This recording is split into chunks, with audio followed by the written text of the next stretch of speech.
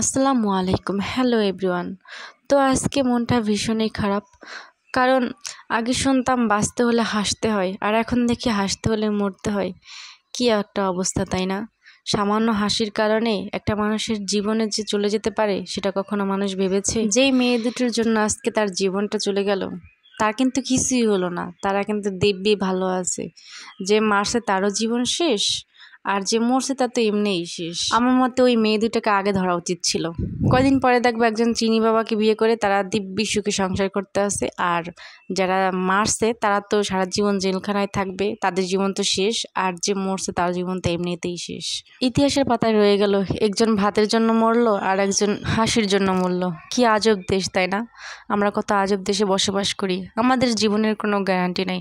আমরা যখন তখন যে কারো হাতে যে কোনো কারণে, সামান্য কারণে আমরা মরে যেতে পারি। একটা হাসিই তো দিছিল ভাই, এমন কিছু তো করে নাই, এমন আহামরি কোনো অপরাধ করে নাই যে জন্য তুমি মায়েরা ফেলাবা। তো যাই হোক, এটা একদমই উচিত হয় নাই। আল্লাহ তাআলা তাদের হেদায়েত নসিব করুক। এমন পরিস্থিতি কিংবা কোনো মা যেন এভাবে আর সন্তান হারা না হয়। তো যাই হোক, আমি এখানে আজকে কিছু কালবৈশাখী ঝড় আসার আগের মুহূর্তে কিছু ফুটেজ নিচ্ছিলাম, আর সাথে সাথে বৃষ্টিও নেমে গেছে।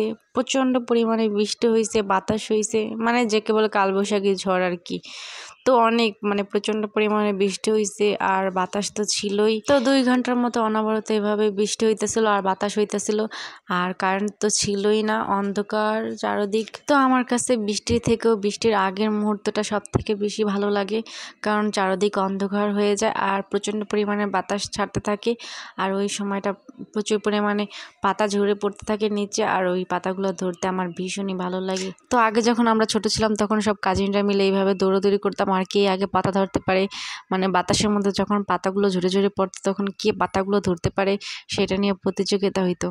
আসলে জিনিসগুলো খুবই সুন্দর ছিল আর স্মৃতিময় মধুময় ছিল।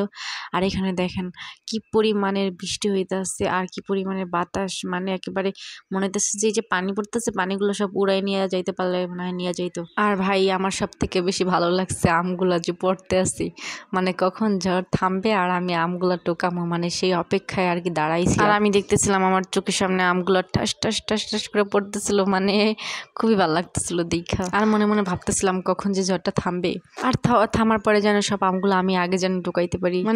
দেখেন আপনারা কিভাবে আমগুলো পড়তেছে ঠাস করে একদম পানির মধ্যে, দেখছেন? দারুণ না ব্যাপারটা? তো আমি এই অপেক্ষায় ছিলাম কখন আম টোকাবো, আর অবশেষে ঝড় একদম থেমে গেছে, বৃষ্টিও পুরো থেমে গেছে, আর তারপর আমার মিশন শুরু। তো তারপর আমি এখানে আমগুলো সব টোকাই নিতেছিলাম, আমার যে কি ভালো লাগতেছিল আমি বলে বুঝাইতে পারবো না যে আমি এই যে আমগুলো পাইয়া কত খুশি হয়েছি। তো এখানে যতগুলো আম ছিল সবগুলো আমি আমি তো একা নিই ভাই, আরও সবাই নিছে, বাট আমি যে কয়টা পারছি ওই কয়টা টোকাইছি। তো যেগুলো সব টোকাইছি সব এক জায়গায় রেখে দিছি। তো এখন আপনাদেরকে সুন্দর একটা জিনিস দেখাই। তো এই জিনিসটা আমার কাছে খুবই ভালো লাগছে, যখন ফুলের মধ্যে বৃষ্টির পানিগুলো ছিল দেখতে যে এত সুন্দর লাগতেছিল, মন চাইতেছিল গোলাপ ফুল দুটো খাইয়া ফেলাই আমি। তো আপনারাই দেখেন কত সুন্দর লাগতেছে, তাই না? তো যাই হোক, এই তো আজকের ভিডিও এই পর্যন্তই, কারণ আমি আমগুলো টোকাই অনেক বেশি হ্যাপি আর আমার অনেক ভালো লাগছে।